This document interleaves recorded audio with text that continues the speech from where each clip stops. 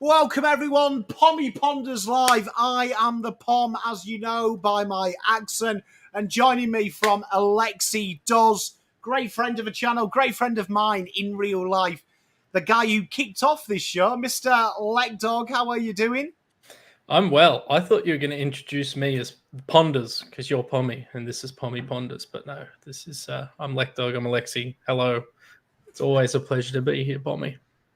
Hey, well, we've got an action-packed show, and let's start off as we always do. We'll go through a brief recap of the round. So, chat, Lekdog, what is your talking point of the round? Who impressed you? Who have made you question your life choices? What was your big take out of this week?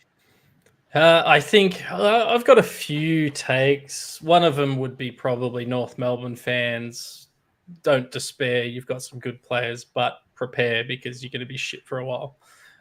It was very much like watching us play from 2018 era where we had a few good players. It seemed like we would never win a game and that there was a disaster, but I think they're onto something and they just got to kind of endure. So that's probably my first lesson from the weekend. Just North fans, if you're out there, it's all right. It's all right. I mean, it was a tough one, wasn't it, for them? I mean, we've been there, haven't we, Lekdog and chat? We have been where we just can't see where the next game's going. But what did impress me by them is they have given teams trouble. And I think what that impressed me about Carlton is we're now a side that can actually win these games. Do you know what I mean? We're not troubled. And I think that's a big issue with Carlton for a long time, that these games we should win, we genuinely don't. And I think it won't take too long, especially with the help the AFL has given North Melbourne. They should be back winning games in no time. Yeah, I'd rather be in North Melbourne's shoes right now than say Hawthorn or say West Coast. I just think with the way things are going with the incoming expansion team, I think North Melbourne might have they didn't want to wait any longer, but they might have just timed it right that they'll be coming out of this bottom half of the ladder before the draft and free agency gets absolutely demolished. Mate, it's going to be interesting. I mean, let's talk about West Coast. I have, Fred. I've had my hair did. You look good. West Coast, they're a team for me. I saw a stat today, 5 games out of the last 50 they've won. And not many coaches would survive that. How long do you think you, Lekdog and chat, how long is it until you've had faith, maybe you start changing? Yeah, well, my understanding is that they've changed the soft cap punishments for sacking coaches now. So I think now that has been implemented, it probably won't be that long. Does it help them to do it before the end of the year? Probably not. I think it definitely happens this year, though. They do have the luxury, and I was listening to The Footy with Broden Kelly today, and they did talk about the fact that West Coast have so much cash for off-the-field development and stuff that they will be able to attract good coaches. They will be able to attract good staff. So when do you pull the trigger? I don't know. I don't know who's a candidate. I don't know if you just do an interim coach for the time. Carlton have never seemingly timed their sackings particularly well. We've either gone way too late or potentially too early. Is there a right time? I mean, it's tough, isn't it? I mean, I come from a culture where sacking coaches is so normal. I was on SEN last night, and my big takeout is I hate hearing that, oh, you can't keep sacking coaches. How about you get a fucking appointment, right? Like, it's not that hard. Do you know what I mean? Like I said, if you run your own business, some guy comes in, he impresses you, he's going to run your company for you. If he drives it into the shit and you get unlucky a second time, are you just going to go, oh, maybe it's me? Or maybe you're going to change the process? Are you going to change what you're looking for? Do you know what I mean? Like, there has to be an accountability that get the right person in. And I agree with John. I just think he's been there for too long. And I think, 50 games, that's 2 years. I actually think they look worse than 2018 Carlton because they haven't got the kid hiding anymore. Like their senior players, your Gaffs, your Shoeys, your Kellys, they're letting them down more than the kids. Yeah, it's a tough one. They've basically got McGovern and Duggan and Kelly, and then it's Elliot Yo's playing well, and then it's just kind of not. There's not a lot, and there's not a lot of, I think, high end talent coming through. I'm not sure they've got the pillars that they need at both ends of the ground. We've been calling Pom in our off-season stuff for them to move McGovern on and try and attract in a couple of different pieces for a couple of years now, and it just hasn't happened. They got into trouble because they won a flag and then they went all in to try and maintain that. They trade multiple first-round picks out and focus on just playing the old blokes, and now they're suffering for it. So, yeah, I don't know. They're in trouble.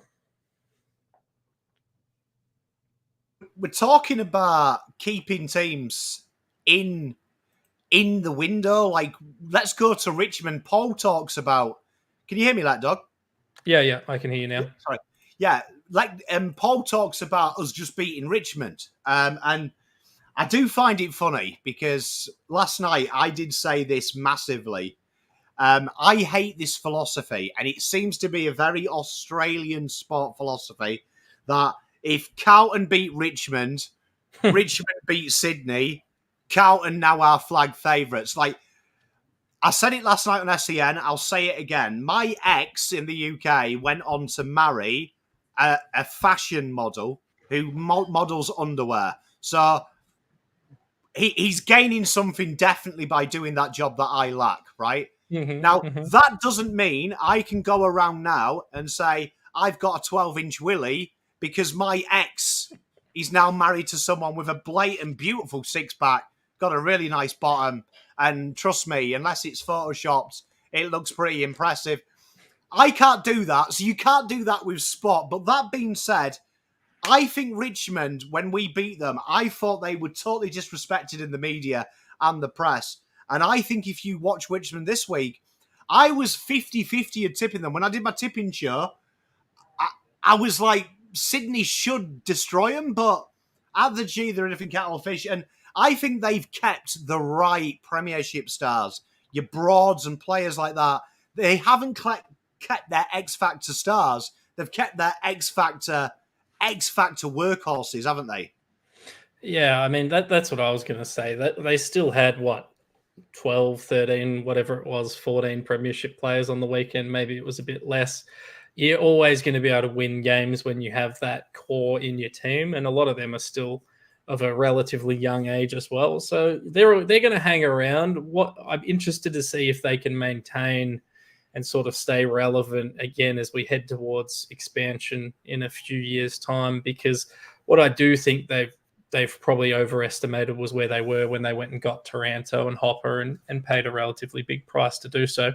But, if they can maintain, which the last recent history would say they'll sort of be Geelong-esque and they'll float around, then I think they'll be fine. You just don't want to be stuck in that bottom part of the ladder, Pom, over the next few years. That's a very worrying place to be.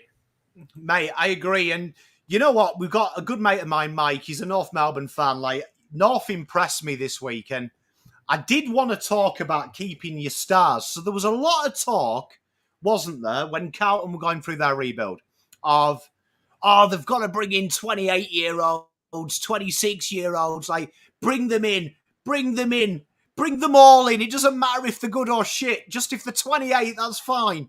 28, that's fine, right? And I remember you and me doing some shows, and we were talking about getting rid of some senior players like Mark Murphy and cashing in on them. And we mentioned that about about West Coast, that I think Jeremy McGovern right now, I would have had a sniff at him at Carlton. Do you know what I mean? If they'd said, right, off you go, if the price was right, it could really turn you from a 5th, 6th time side into a 2-3 side in it.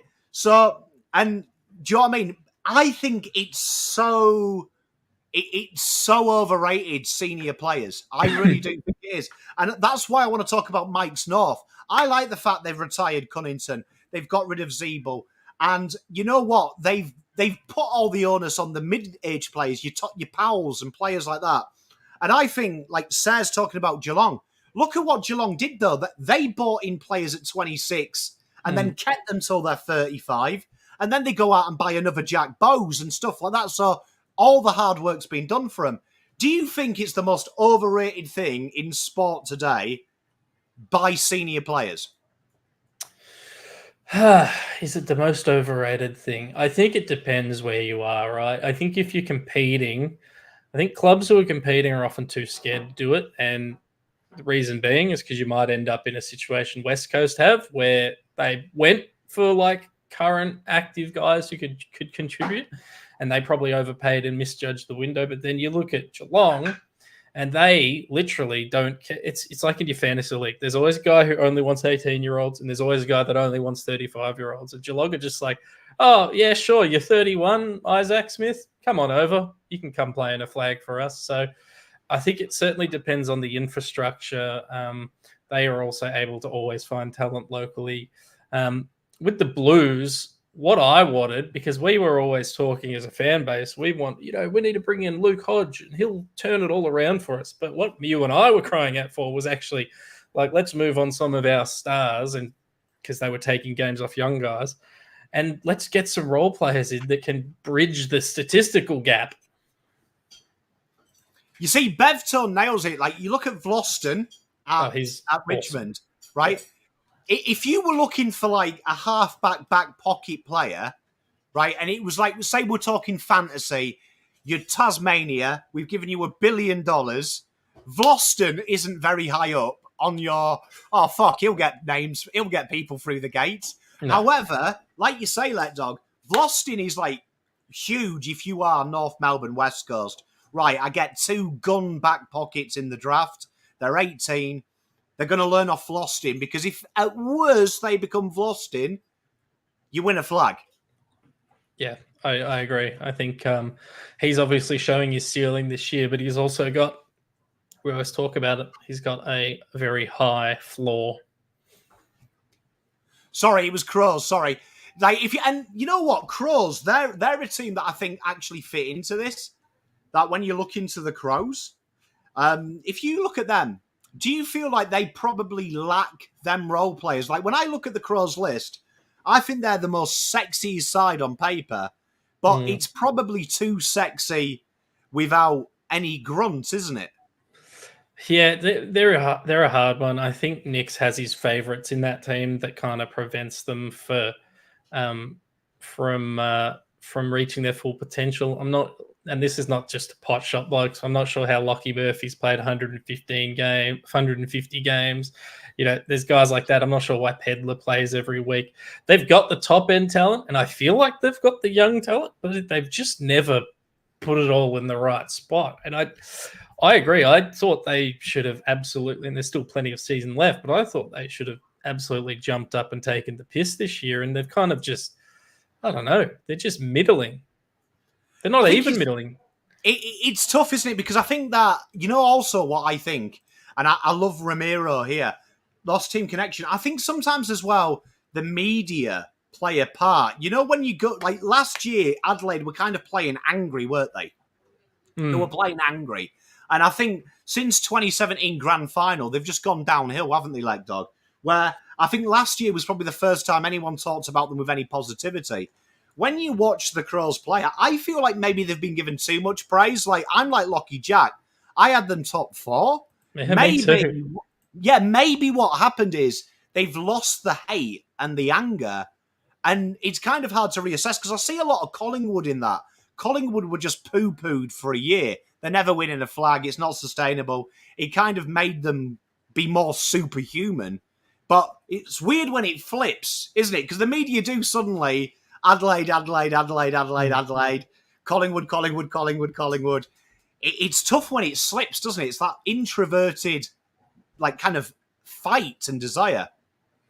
Yeah, it's it's funny. The media do have a big part, and pretty soon we'll be talking about they shouldn't have extended Nix. Why did they do that? They've got no good young players. They overrated Rochelle and those sort of guys. That'll all come. Tex needs to retire. Matt Crouch, Yes, he's getting 30 disposals a game, but is he actually impacting? All of that's going to start happening really soon, and it probably already has in South Australia. Do you know what I mean? And it's interesting because, with Tassie, and this is what I wanted on the subject, there's been that big report come out of the players that are out of contract in the AFL in 2027. And as we know, with new teams, we've had the history of it. When there's new teams, they get special dispensation to go at these players hard. And some of the names that have been linked are, incredible footballers as well. You got Matt Rouse on that list, which is pretty scary. Noah Anderson. I look at that list and I just think if I was Tasmania, I would be looking at your George Hewitts, them type of players who are 21 now, 22. So good example would be if you go to, say, like Sam Berry at Adelaide. Like, do you know what I mean? Someone who's probably not their best player, but someone, who's going to put a shift in so you can then use your monopoly on the draft picks. Yeah, there's this thought, right, that Gold Coast, they had to sign Gary Ablett, and GWS, they had to sign Cullen Ward and Scully and all that sort of stuff. You need the big names, like, to attract the fans or whatever. Tassie have the fans, right? They don't need to attract the big all-star, superstar talent because it doesn't really actually matter unless you're getting a Charlie Curnow or someone like that who's an actual game changer, which is very few of. Unless you're getting one of them, there's no reason to do it. So they will get money outside of the salary cap to attract free agents. I'd be going for absolutely the job doers. Like, you're better than average, but still your job doers. They're going to have 1 million young players in the draft. They're going to have access to Tassie talent and all that sort of stuff. That'll all happen. Just don't waste the salary on, a big sexy name. Just set us base because they will be able to compete really early if they do it properly. I think we've seen a lot of teams, and it's the same with North. They're now in a position where they're looking good, but what they spent all those years trying to get the Dustin Martin types, it's like, that's not the answer. Getting one bloke in called Dustin Martin for $2 million is not the answer. So, what that means for, again, that out of the contract list doesn't really matter because we know all those players are going to get extended until then. It's actually going to be, we'll know 2 years out, the free agents that'll be worth looking at. And again, it's going to be really exciting. But I don't know, is Adelaide in danger of in 4 years losing all their players to Tassie, or are they actually going to hit their potential that we think they can? Well, you see, I agree with Ryan and Mel. Like, I think if you don't start your rebuild this year, so you've got to think that they're starting to get their draft concessions in 2027. Do you know what I mean? Yeah. So you've got, three windows, let's say. You have to do it now. And I agree. Like, I think the Kangas will be all right. I think they've had their concession. West, I think Hawthorn, they've built their young core, and I think they're probably going to have enough depth of talent to recycle picks if they need to. Saints, I agree with. I think they're in a little bit of a situ. If they don't become a top 4 side in 2 years' time, they might be a selling club. West Coast, though, I've never seen, honestly, like, no disrespect, I've got a few West Coast mates. That might be the worst fucking side I have ever seen. Like, I look at it and I'm just like, it is absolutely piss. Yeah, and we watched a team lose with 16 players on the field on the opposition Pom, so against GWS. So we've been there. We can say that, West Coast are awful, and yet I still don't want them to have any compensation or priority picks because it's their own fucking fault. But that's just me being salty. Mate, no, I'm with you. And you know what? Good call with Cowan. Like, if I was Tasmania, like, John makes a great point. Gold Coast went mental getting NRL players. Do you remember? Like, and so did GWS. GWS as well, yeah. Do you know what I mean? They brought in Israel. Wow. Met him once. His hand was the size of my chest. Yeah, like for me, just get Tasmanian talent. So Lockie Cowan would be that type of guy. Like, I would be, if I was them, I'd be like, let's build a good Tasmanian core. We've got a real good draft class. And that's what I'd be spending my money on. Yeah, build the core guys that have some talent but aren't necessarily superstars. There's no point importing a bloke who was born and raised in WA to come over and start up your Tassie team. Like, let's attract local talent, use the money wisely, and it's going to be interesting. I'm hoping I don't know if there's any sort of connection or modeling to the NBL side. Obviously, they've just won. Like, just be smart, because don't follow what is the traditional AFL model, and they'll be fine. Do you know what I'd like to see instead of priority picks? Just on a sidetrack, question without notice, Lekdog. Here's my plan. All the AFL pull the amount of money that they spend on the waste of time that is the NGA, right? Yep. Because unless you're Sydney, the NGA is the most Mickey Mouse thing in the world, right? Yep. We all pool it in, and the only things we get access to are father-sons, right? Mm-hmm. Father-sons. And then, if you are shit, you can go into you can get one player from that academy per year, and then bring player trading to coincide with the draft, which then teams like West Coast and stuff, when their situation, they could maybe do it. But I think that's the fairest way, that we all pool the money, we pull the junior coaches, we have an AFL academy scattered everywhere, and that's where they all train, and we're like, okay, cool, if you want a priority pick, year in advance, you can pick 2 players, and they're now on your books and you train them. Yeah, so I mean that's one idea. I think for sure, we've talked about this a million times. I would nationalize the academies, or not nationalize them. I'd have the AFL run the academies, not the clubs. When the clubs run them and get free access to them, that obviously affects the rebuild. West Coast had their second round pick, in theory should have been pick 19 last year, and they got like pick 30. So that immediately affects their rebuild. So I agree with the AFL taking over the academies. Then they can sort of decide how that's accessed. I would use sort of salary outside of the salary cap, or as the AFL, I'd provide money if it's a North Melbourne right that they can use outside of the salary cap to try and sign players already in the system. There's a million things I would try and do that weren't priority picks, because I think ultimately it doesn't make any sense. Mate, no, I agree with you. Is the Devil's League logo shite, or is it just me? You know what I didn't like about the Tassie thing, right? Yep. Why is there a T in the middle of their jersey? Like, that just look like, I didn't mind the devil. I thought the devil looked sick, right?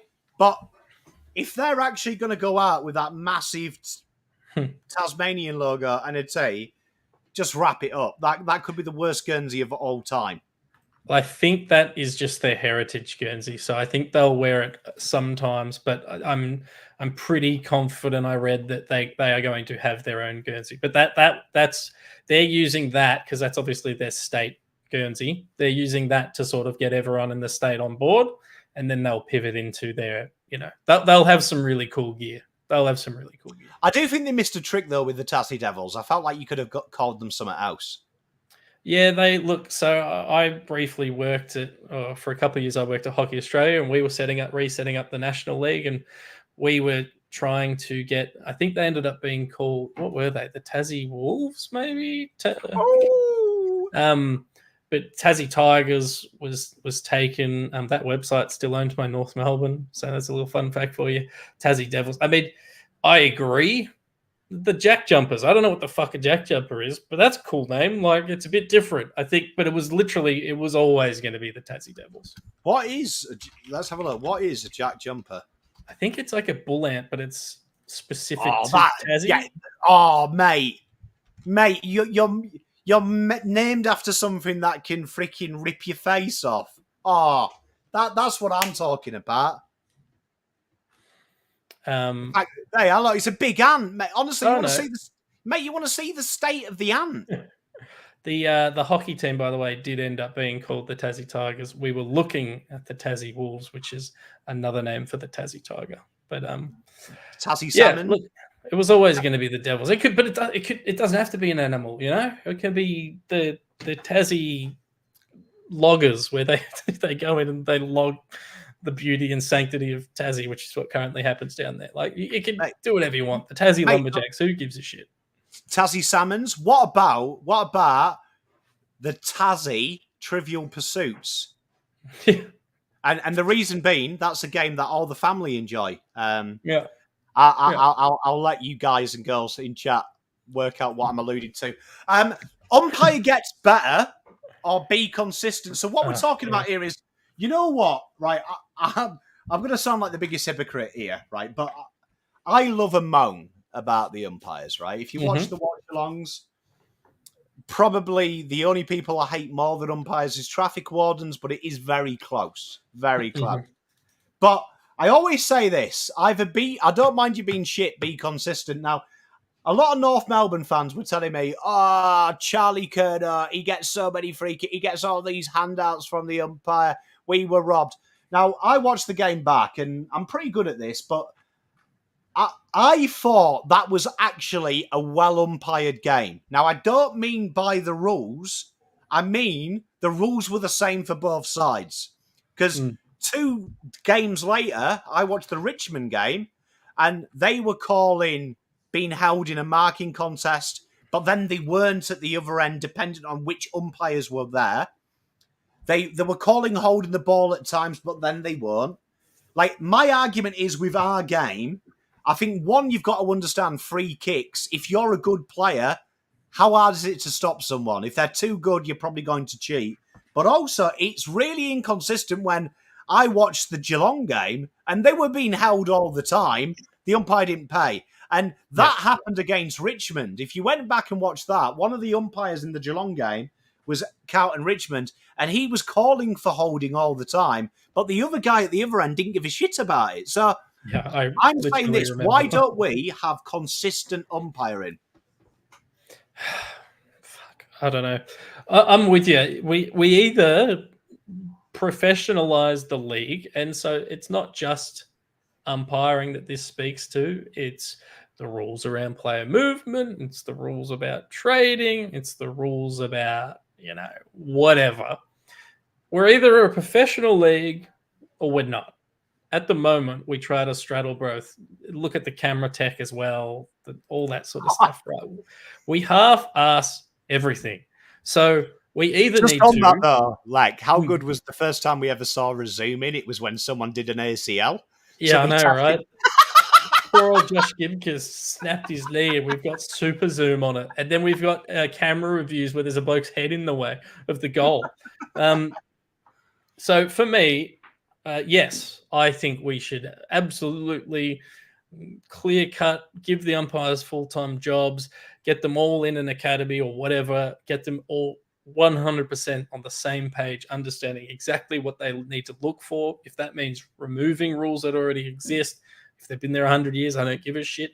Or let's just go back to, everyone has an interpretation. We don't really care if it's right or wrong. It's what the umpire calls for. Get rid of the goal reviews. Get rid of the stand warnings. Get rid of all the warnings for the game. Let's just go back to vibing it. It's either you're in or you're out. And at the moment, we're in between. And that's why it's so frustrating as a fan.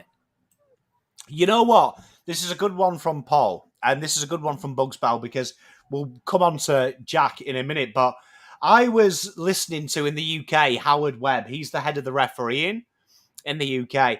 And there was this really interesting thing on the other day, 30 minutes. It was about the refereeing academy. Now, they actually do a personality test at the start of the year, right? And what it does is it's basically like a personality test, but it's what they look for in the game. So what do they prioritize when they're officiating? Like, are they looking for simulation? Are they trying to stop players not being able to play by people being cheating? But then they actually pair them into groups where it's like you're of a similar mindset. And the reason is, in the UK, we have one referee, but then we've got the touchline officials, and then we've also got the third umpire almost who's off the ground. But the idea is, so they're all on the same page. So it makes consistency for the players. So if you've got a group of 4 of them who are all looking for pulling the shirt as you're through, at least the players then know, right, okay, this is what's going to happen today, right? Oh, I can't slide in late. But these guys here don't really care about that as long as it's a safe tackle. I think that's the problem, because very rarely do you see these umpires umpire together. And I think the only option is what Sayers rightly says, just have one fucking umpire, right? But Now we've got more. You do see the disconnect because I've read an AFL rulebook. It's boring, but all of it is interpretation. So when it's interpretation, that's very hard for 5 people to agree on the same interpretation.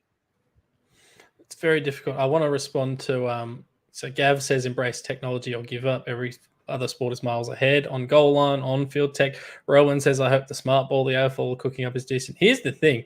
They're going to half-ass the tech, right? They're not going to implement it properly. The ball's not going to work properly. It's going to go over because the whole ball needs to be over the line, not just part of the ball. There's just a 0% chance that the chips in the ball is actually going to do anything. That's just something they're saying, in my opinion, to just like make us feel better about shit umpiring at the moment. They're like, oh, no, trust us. We're going to fix it. We'll put some chips in the ball. That actually means nothing. The chips are going to measure distance, height of kicks, distance of kicks, and that's about it. It's not actually going to save the umpiring and help the umpiring. So I think that's a bit of one of our favourite terms for Gaza. That does actually remind me of the Under-18 World Cup before the South African World Cup when they trialled the microchip in the ball. So when they were trialling that with the Under-19s, it was actually found that when they did the review, there was a little sensor in that went over the line. But there was an app. I can't remember what the app was. I think it was a car key finder. But someone had worked out that if you pressed it, it would set it off, right? So they had to redo the ball because what would have obviously happened is if you were in the stands and they're looking to see if it crossed the line, just get the app out and fucking press it. Be like, you know what I mean? And obviously then it would do it. But I agree, Lekdog. I could see that. Do you know what I mean? That they replay it and it's obviously gone into Rose Ed and missed. But someone's found a little way to hack the system. So when it comes up on the CGI, it goes straight through the middle. I work at work, not directly, but we work with Champion Data in horse racing. And they were telling me like they tested this chip technology in balls in America. And they set it was an NFL game or a college game or whatever. And they were testing distance of throws, distance of kicks, heights of kicks, all that sort of stuff. And they turned it on when they were downstairs, and then they walked up to the field and they started playing the game. And they went to review the data, and it was they couldn't see the ball anymore until someone did a really high kick, and you saw the ball just kind of come out of the bottom of the ground. If you look at the simulation, if the ground's here, the ball just kind of popped up and disappeared. Because they'd set it at like 10 meters below ground level. None of the data got registered and it thought the ball was underground the whole game. So like if they're doing that in NFL and fucking it up, we are not going to do a good job of it in the AFL. And so we need to go back to the original discussion. Technology isn't going to save the AFL unless they invest a hell of a lot more than they do in it. Do we want the umpires to all be full-time and trained? Is that going to solve the problem? Or do we just keep it as it is and just strip it all back and go, it's whatever the umpire says, we're just vibing it? I think the training is important. I do think, though, like I said about Howard Webb in the UK, getting umpires like Sarah's saying, so many grey rules. If you get umpires with the similar mindset, I also agree with Tim here. I don't think the umpires are helped out that every fucking week last year we had something new to crack down on. Oh. And like BugsBell said with the ducking with Ginnivan, he doesn't play for Collingwood anymore, so we've now got to treat him like a player, right? Yeah. Like, he could literally... Look, the serial killer in Tasmania, Richard's coming out. He could come out and kill Ginny, and the umpire would be like, play on. Like, it is silly. Do you know what I mean? But this is because last year, Christiansen came out and goes, oh, we got to stop ducking. Oh, we got to stop throwing. And every week it's something new where just keep the fucking rules the same. Stop changing it. Yeah, we're a very reactionary sport. Rather than taking long-term views on things, we tend, I find, as a league, the AFL makes short-term decisions to try and react to get, I guess, good PR. I'm not really sure why they make the decisions they make. And yeah, the fact that we have new rules every single year, like, I don't know if you guys play chess. There's been one new rule in the existence of chess, and it came out about 800 years ago. It was something to do with moving pawns around. I'm pretty sure soccer's only had about one rule change in the last 150 years as well, Pom. Like, it's just we make it harder than on ourselves. Do you know what I think it is? And this is really interesting because one of my mates works in the umpiring game. Weird kid. I'm only joking. I love you, Tommy, if you're watching. Fucking love you. But he said to me something really, really, really interesting, right? And that was that we're judging a game, exactly like you said, on an archaic methodology of rules that were set up. And he said, when people couldn't run, when there wasn't he was like, there wasn't 7-foot guys who were 100 kegs that could run 100 meters in 12 seconds. They were circus freaks if they could do that. They weren't playing footy.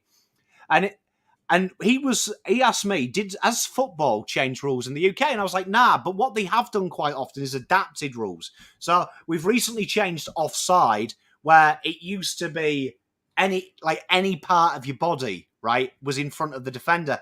But now they've used it in things that actually are used in the game of sport. So like before, it was stuff like if some twat had a big nose, they were offside because they drew the line. So they've adapted it because now players are getting quicker and faster. So now if their trail hand is happening to be playing them onside, that doesn't count anymore. And I was like, maybe that's probably what we need to do, that we need to think that these players have just got way fitter, way smarter, way quicker, way... Like, it's funny, when you watch Ginnivan, a lot of people say we ducks, right? But it's really weird. One of my mates who works in the junior coaching for the NGA Academy, he was saying years ago you were taught to bend and get to the ball first, where now the players are actually taught to protect themselves first. So he was like, you've got like a conflict of interest where it now looks like they're ducking, but science has told them to lower their core and center of gravity to embrace the contact because it protects your vital organs.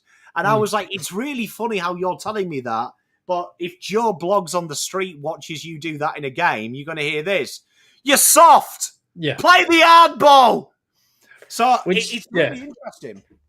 Which I discussed this. I can't remember if it was with you last week, Pom, or if it was with Terry on the Thursday show, but at some stage, sooner rather than later, and Rowan Connolly's talked about this a bit with Rodney Eade, players are going to start pulling out of contests and start protecting themselves or start avoiding contact so they don't injure players and get suspended. That's coming. That's going to happen. And I'm with you. Like, the instinct right now is to protect yourself. And, who cares if he is trying to get the free kick? If he's in the head, it should still be fucking free kick. Anyway, but yeah, I'm with you. At some stage, the game is going to change, and the old people aren't going to want to watch it anymore. They're going to call it soft and ridiculous. And when the AFL robots come in to umpire, they'll get some calls wrong, and that'll be ridiculous as well. And I mean, it's pretty. No one's really going to win out of all this umpiring stuff. But I think step one, give them full-time jobs.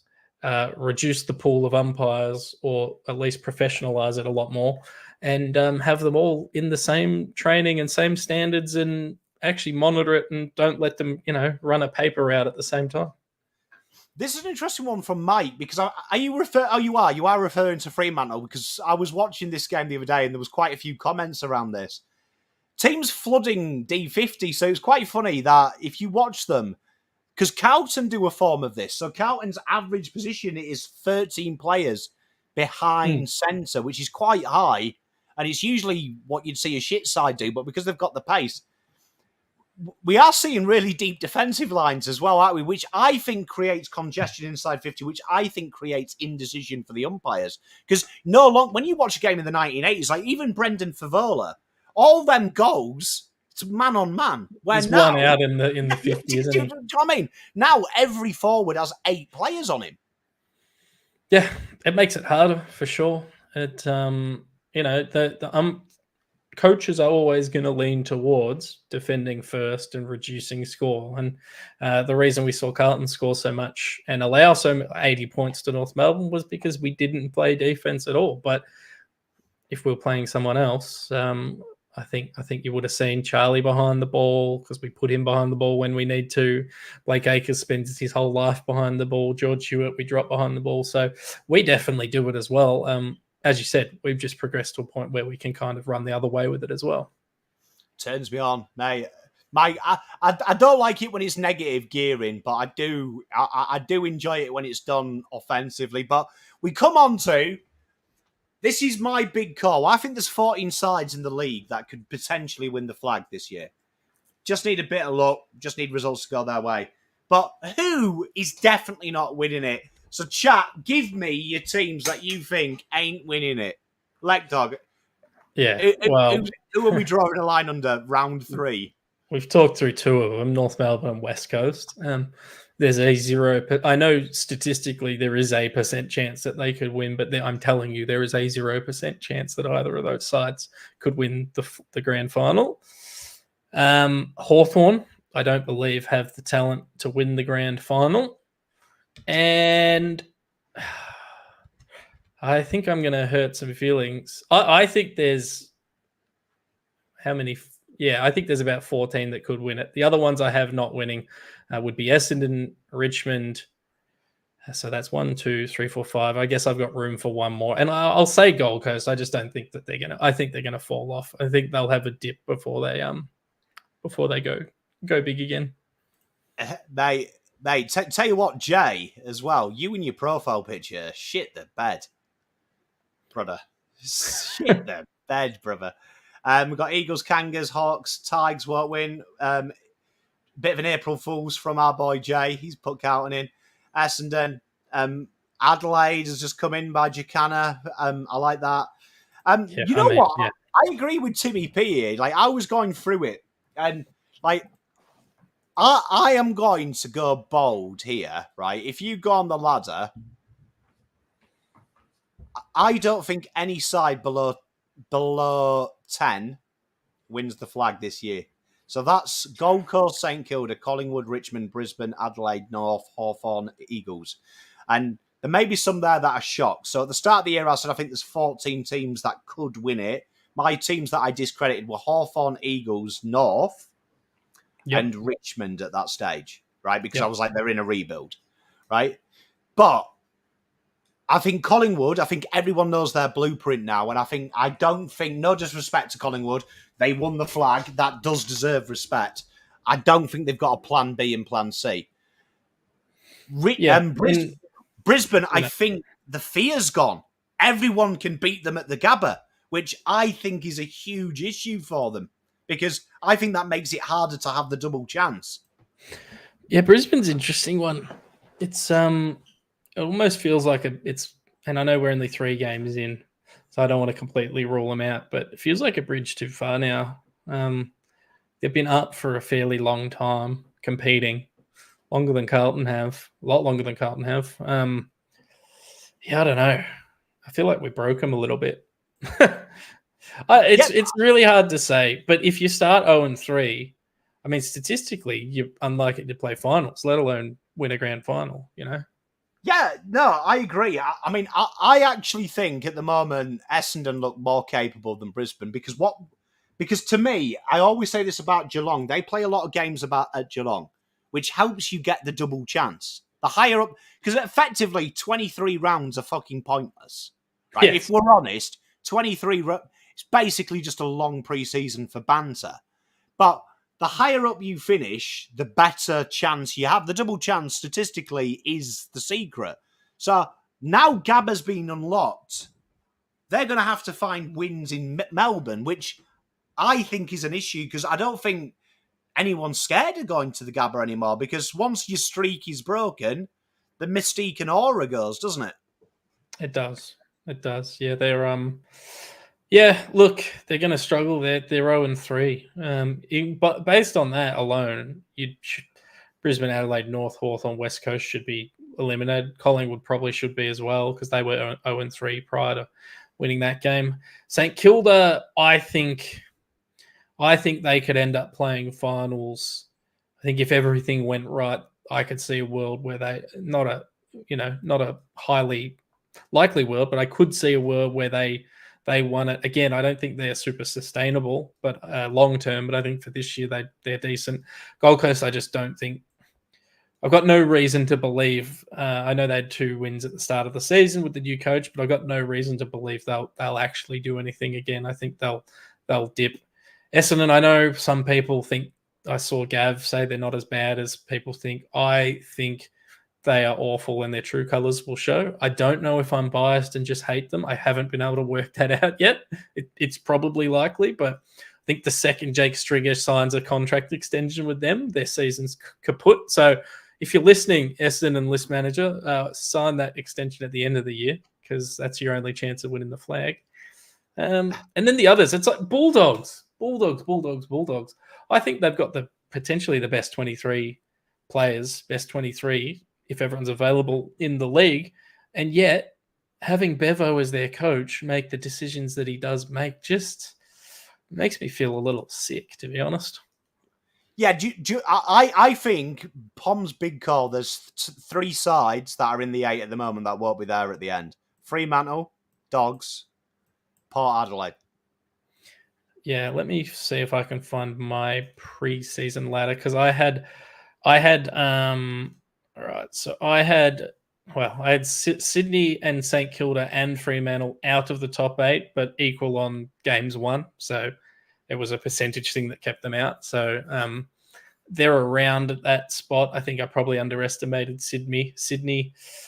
Yeah, it's tight, man. It's hard to make a call at this stage, but I think if we're ruling out teams, West Coast Hawthorn, North, Brisbane, Adelaide, I think just any team, if you're 0-3, you rule out. Richmond, I'll rule out. Collingwood, I'll rule out because they started 0-3. So there's 6 teams already. 2, 3, 4, 5, 6. That's 7 teams I've already ruled out. Yeah, let's rule out Gold Coast as well. That leaves me 10 teams competing. St Kilda, Essendon, Port, Bulldogs, Carlton, Sydney, Geelong, Melbourne, Freo, and GWS. And I think that'll shift dramatically as the season progresses. Tell you what, Cob Loaf, I love you, mate. He's a mate of the channel. He's an North fan. Elite banter from you, I've got to say. Fantastic work, mate. Fantastic. Bravo. So we come on to everyone's favourite segment, right? We've got 3 more segments to go. We're ploughing through it. Trade, play, or bench. So, Lekdog, every guest since you've been on gets to play this game. So these are the top 100 players in the AFL as rated for by TPI. We will give you 3 players. Chat, help him out. Trade, play, and bench. So is this make love, marry, kill? Is that what we're playing here? Basically, yeah, but for monetization purposes, you can't do that in 20. If you're worried about monetization, Pom, I have some words I need to take back from earlier in the podcast. It's all right, mate. I've sworn about 8 times. Oh, dear. Tell you what, this is tough already. It is tough already. It's all right. Last week, Terry had Max Gawn and Tim English in the same thing. Wow. Oh. Okay. Okay, so we've got Tuck Miller, Jordan Dawson, and Jordan De Goey. So, can I have some context? Are we talking like for this year, for a single game, for a career? Am I just ranking them? Give me some context. As of now, all 3 of them are on the list, and you can only keep 2, basically. So yeah, okay. I've given you the option to develop one. That's what I said to Terry last time. To develop one, and one you. No, I don't need to develop. These players are all developing. So I will play. Oh, geez, actually, this is tough now. The more I think about it, because Jordan De Goey, who's going to trade for him? No, I'm trading Jordan De Goey. He's got his contract. He's out of form. He doesn't give a shit. I'm trading him. I'm benching Jordan Dawson. I think he's the best player of the 3 here long term, but he is playing awfully to start the season. And I'm playing Tuck Miller because I know what I'm going to get. I can play him in the inside, in the mid, get 30 and 10 clearances, or if I need to, I can push him forward and he can kick a goal. So, yeah. I guess the only reason I wouldn't trade De Goey is because no one would actually give me anything of value for him.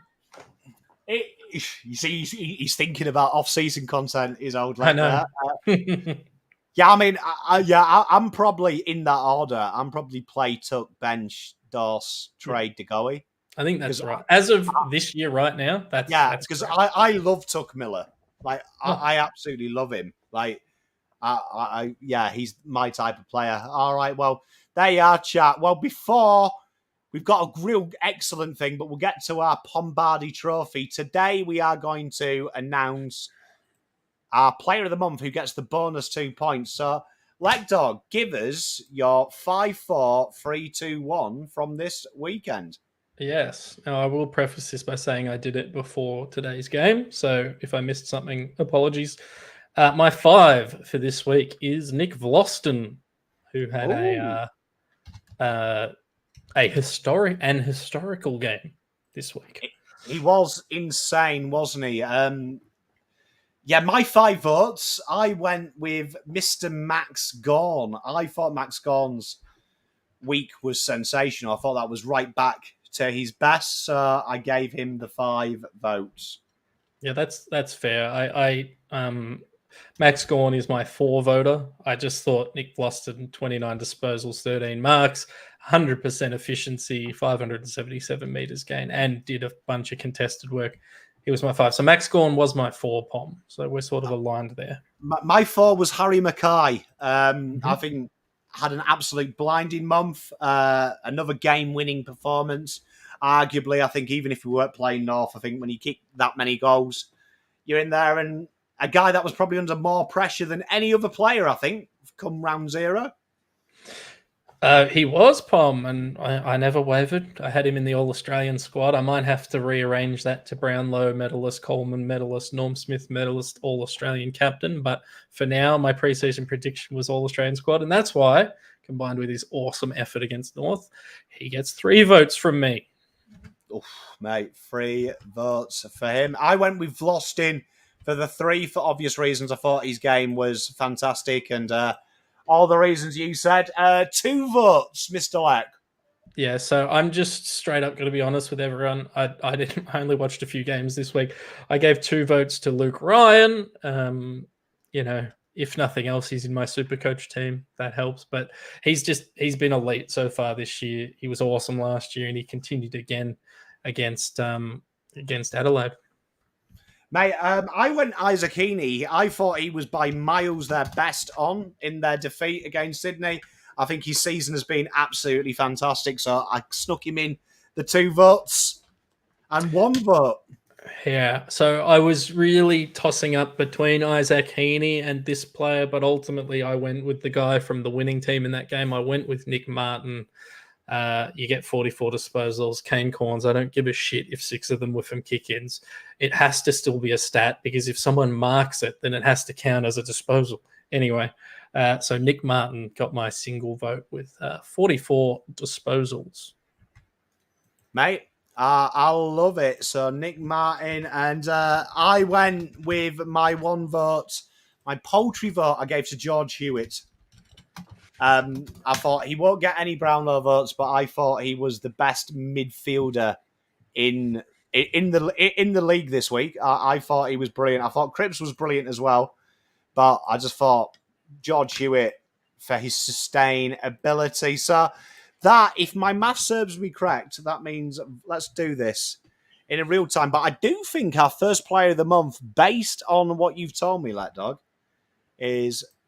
Let's have a look. Here it is. So, Heaney, he got the... you know what? Harry Mackay... Yeah, I was going to say, you've had a lot of Carlton supporters on. Do you know what I mean? To be fair, Carlton players haven't been voted, but Harry Mackay is the inaugural player of the month, leading the way with the 2 bonus points for the month of March. So well done, Harry. We've got a proper Pombardi trophy being made as well. So these players, but I will calculate all them and throw them in. But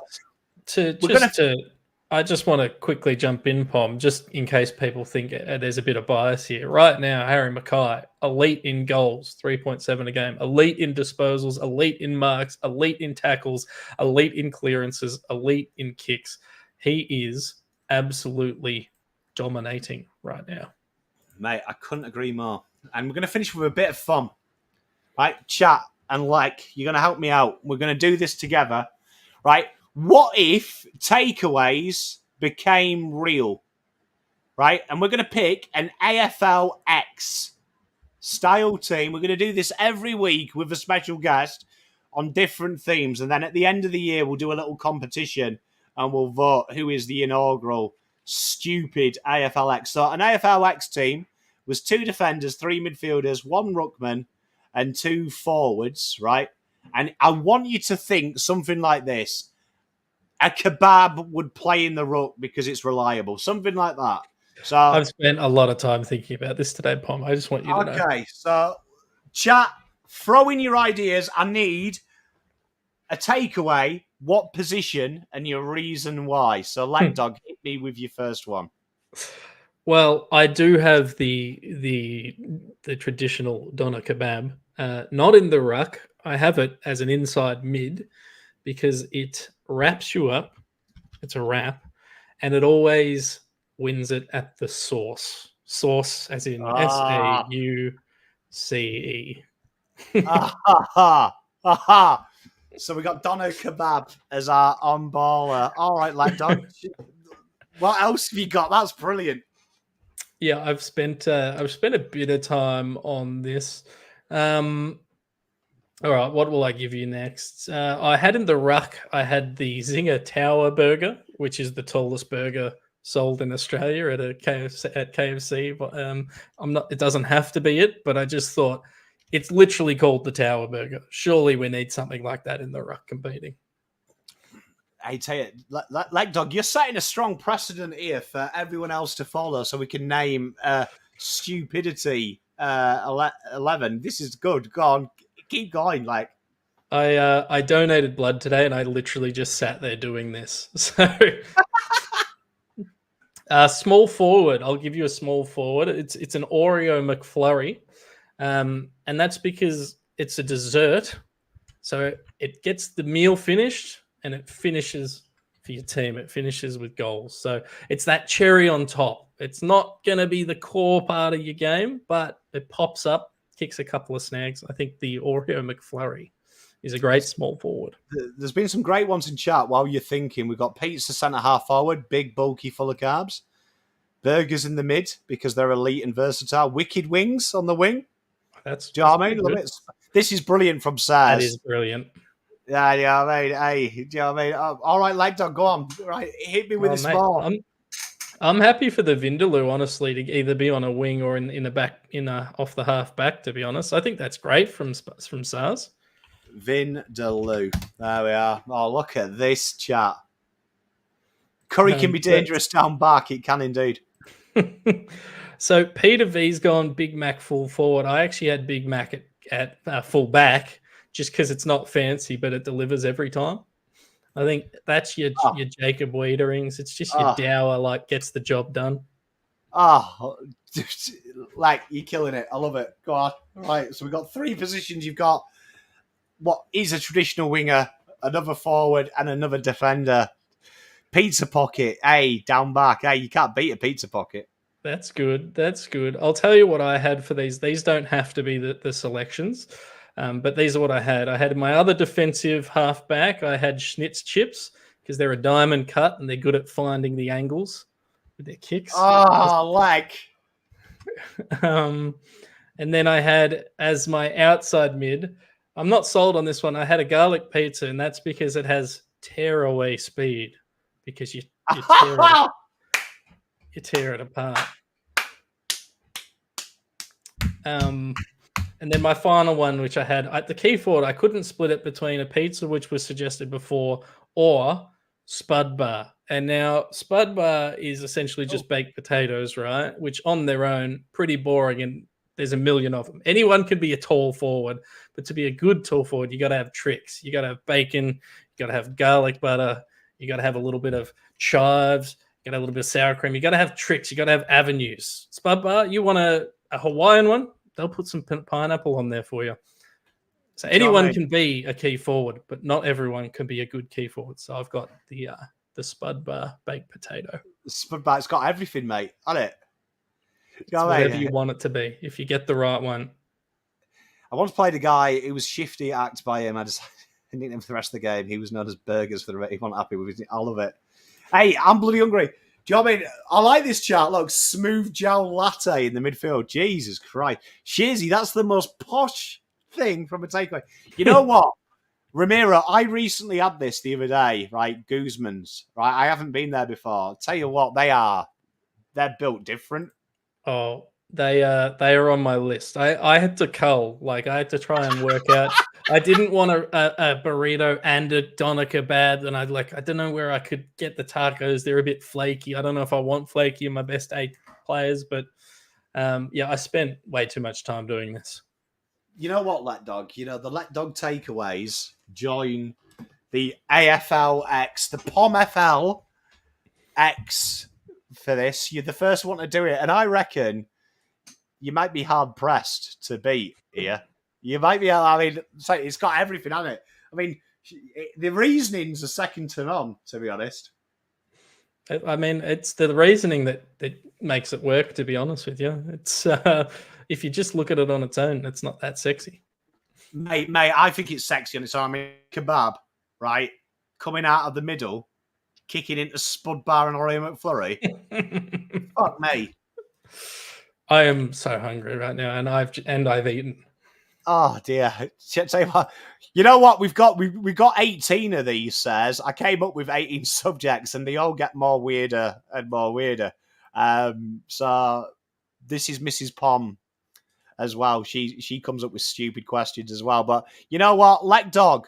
Where in the link you will see a link to Lekdog's channel. Tell us what the fuck is Alexie's does. It's my channel where I document my hobby stuff.